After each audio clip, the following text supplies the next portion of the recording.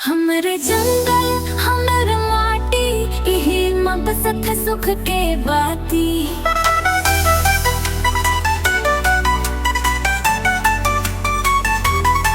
भुलत मुख थे मोर सुरता नाचा गाना में भर थे परता। हमर जंगल हमर माटी इही मबसत सुख के बाती। झिंगी लाला हो, झिंगी लाला हो, झिंगी लाला हो, हो, हो।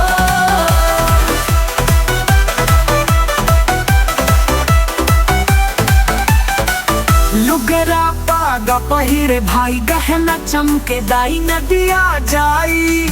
सरहुल कर्मा बड़ परब मनथन मैया धरती लालो जी पूजथन। हमर जंगल हमर माटी इही मबसत सुख के बाती। झिंगी लाला हो, झिंगी लाला हो, झिंगी लाला हो, हो, हो।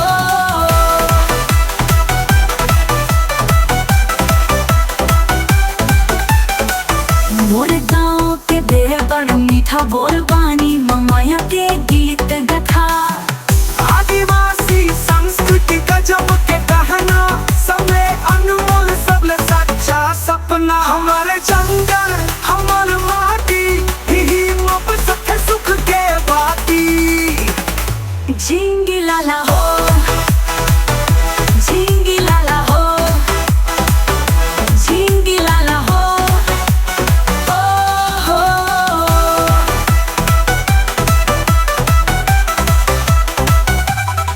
वही डोंगरी नदी में नहाथन जंगल के सोना नियम निभाथन। मोर छत्तीसगढ़ माए संगवारी आदिवासी जिंदगी अमर बिचारी। हमारे जंगल हमर माटी इही मबसत सुख के बाती।